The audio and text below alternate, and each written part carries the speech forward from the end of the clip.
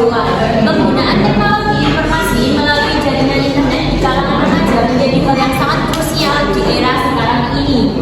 Kalangan remaja yang menjadi sangat hiperaktif di media sosial. Mereka memposting kegiatan sehari-hari yang seakan menggambarkan kehidupan yang dijalani mereka dengan mencoba mengikuti perkembangan zaman. Padahal sebenarnya mereka tidak melakukan hal itu, namun di sosial media seolah-olah mereka melakukan hal itu. Seperti yang sedang tren pada saat ini, a day in my life. Padahal itu kan seolah-olah mereka itu sangat rajin, bangun tidur langsung membersihkan tempat tidur. Padahal mereka itu kan sebenarnya bangun dulu, bermalas-malasan dulu, naruh kamera dulu. Jadi apa yang ditunjukkan di sosial media itu tidak seperti apa yang sebenarnya. Selanjutnya. Nah, menurut data dari Kominfo, sebesar 30 juta atau sekitar 80% responden, baik anak-anak maupun remaja, adalah pengguna internet, dan saluran komunikasi melalui media digital menjadi pilihan utama bagi mereka. Sebesar 130 juta atau 48% dari populasi remaja menggunakan media sosial mobile atau gadget. Penelitian lain terkait kecanduan remaja terhadap media sosial yang hasilnya sebesar 48,2% dan masuk dalam kategori yang tinggi. Nah, sebelum kita membahas tentang dampak juga akibat dari penggunaan sosial media bagi remaja, sebelumnya saya akan memaparkan apa sih kesehatan mental itu. Menurut Media Center WHO tahun 2018, kesehatan mental merupakan kondisi di mana seseorang menyadari kemampuannya sendiri, dapat mengatasi gaya hidup secara normal, dapat bekerja secara produktif, dan mampu memberikan kontribusi terhadap lingkungan sosialnya. Kesehatan mental berfungsi kehidupan dari masa kanak-kanak dan remaja hingga dewasa. Menurut Departemen of Health and Human Services tahun 2020. Nah, selanjutnya media sosial. Media sosial merupakan media internet yang menjadikan pengguna mempresentasikan dirinya, dapat berinteraksi, bekerja sama, sharing, berkomunikasi dengan pengguna lain, dan membentuk ikatan sosial secara virtual.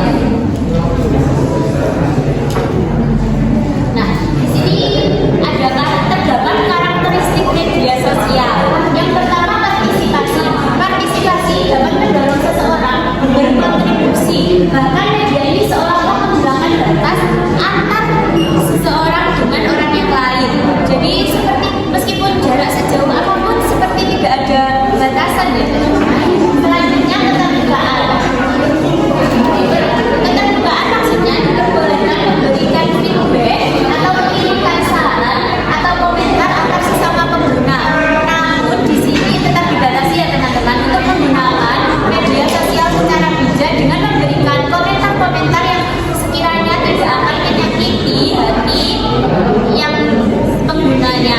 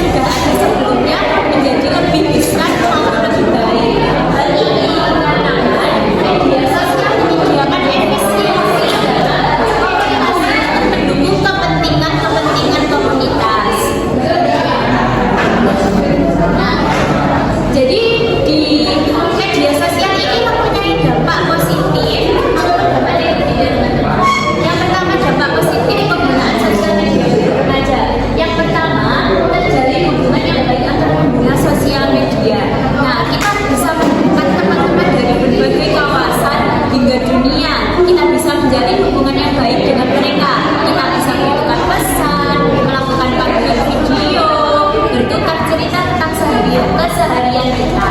Yang selanjutnya, kemudahan dalam berbagi informasi, baik dalam memberi maupun menerima informasi. Seperti yang kita ketahui saat ini, kita dapat dengan mudah menerima, mengetahui informasi berbagai macam informasi yang sedang terjadi di belahan bumi yang lain. Kita di Indonesia, kita bisa mengetahui berita seperti tentang perang Palestina dan Israel, teman-teman. Kita harus menunggu lama. Kita dalam hitungan menit bahkan detik kita sudah bisa mengetahui berapa banyak jumlah korban yang meninggal dalam perang tersebut karena sosial media. Selanjutnya ada pembentukan pemikiran kritis. Jadi di sosial media ini memberikan banyak sekali informasi yang dapat mengembangkan pemikiran kritis kita untuk menyikapi dan menerima informasi. Yang keempat, tumbuhnya rasa percaya diakui sehingga meningkatkan rasa percaya diri. Di sini konteksnya kita bisa mengembangkan diri kita dengan mengunggah unggahan untuk meningkatkan rasa percaya diri kita. Mungkin di dunia asli kita kurang percaya diri apabila kita bisa menunjukkan bakat, namun di media sosial kita bisa percaya diri karena merasa tidak secara langsung dilihat orang-orang. Yang kelima, meningkatkan kemampuan berkomunikasi dengan orang lain. Seperti yang sudah saya sebutkan tadi, kita dapat berkomunikasi meskipun secara tidak langsung, kita dapat berkomunikasi dengan baik dengan seluruh pengguna media sosial di dunia ini. Pernah meningkatkan rasa menghargai privasi orang lain. Jadi di media sosial ini kita tetap memiliki privasi ya teman-teman. Yang ketujuh, bertambahnya wawasan dan lingkungan pertemanan. Tidak bisa dipungkiri, setiap hari kita bisa menerima informasi baru, ilmu-ilmu baru. Jadi kita bisa menambah wawasan kita ya teman-teman. Sumber belajar kita tidak hanya berasal dari buku, sekarang bisa dari internet, media sosial, potongan-potongan video pendek seperti Reels, TikTok, bahkan aplikasi X bisa memberikan wawasan untuk kita. Dan lingkungan pertemanan, kita bisa berteman dengan orang-orang dari belahan bumi manapun menggunakan media sosial. Kita bisa saling follow, mutualan, untuk bertukar informasi dan lain-lain. Yang kedelapan, meningkatkan kemampuan dalam menggunakan teknologi. Tidak bisa dipungkiri, sekarang ini kita sangat-sangat membutuhkan teknologi. Kalau kita tidak meningkatkan kemampuan kita menggunakan teknologi, kita bisa saja ketinggalan zaman. Selanjutnya, dampak negatif penggunaan media sosial. Selain memiliki dampak positif, media sosial juga memiliki dampak negatif. Yang pertama, sifat konsumtif. Di era sekarang ini sangat mudah ya teman-teman. Kita bisa membeli banyak barang yang sesuai apa yang kita mau dengan menggunakan e-commerce yang tersedia. Kita bisa membeli apapun yang kita inginkan dengan harga yang murah, dengan iming-iming voucher, diskon. Apalagi yang sedang marak ini, kita bisa ada aplikasi, ada live yang itu apabila kita melihat live-nya, kita bisa mendapatkan potongan yang sangat luar biasa. Yang kedua ada kecemasan. Sosial media ini juga memberikan tuntutan ya teman-teman kepada kita. Terdapat standar-standar yang kita itu merasa harus mengikuti standar tersebut, sehingga apabila kita tidak bisa mengikuti standar tersebut, kita merasa cemas, kita merasa kurang, kita merasa seperti tidak update. Selanjutnya hilangnya privasi. Sekarang ini sudah banyak sekali privasi kita yang biasanya bocor di sosial media ya, seperti yang saya sebutkan tadi. Saat membuat a day in my life itu kan bisa saja ya dan alamat rumah kita bocor, apa ya, banyak sekali lah yang bisa menyebabkan hilangnya privasi kita. Aktivitas kriminal di media sosial ini sangat banyak ya teman-teman. Ada cyberbullying, ada pemberian komentar-komentar jahat, setelah ada pada platform media sosial yang lain. Jadi aktivitas kriminal sekarang ini tidak hanya berbentuk fisik, namun juga bisa non fisik seperti yang sudah saya sebutkan tadi. Nah, yang paling parah dalam dampak negatif penggunaan media sosial ini adalah depresi. Apabila kita tidak bisa mengontrol diri kita tidak bisa merasa, kita masih merasa selalu kurang, kita selalu merasa harus mengikuti zaman, bisa menyebabkan depresi ya teman-teman. Kalau slide selanjutnya, nah ini merupakan langkah-langkah dalam penanggulangan akibat kecanduan media sosial. Yang pertama, membatasi penggunaan media sosial. Jadi kita harus mengontrol waktu kita dalam menggunakan media sosial. Mungkin kita bisa membuat jadwal, atau kan di gadget kita biasanya sudah diatur ya teman-teman, batasi penggunaan media sosial. Itu kita bisa mengaktifkan fitur tersebut. Selanjutnya, mencari kegiatan yang positif di luar bermedia sosial ini. Kita bisa melakukan kegiatan-kegiatan yang positif untuk mengisi waktu luang agar tidak over bermain media sosial.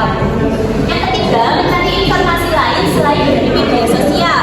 Kita bisa membeli buku, mencari sumber informasi dari berbagai majalah, koran, dan lain sebagainya.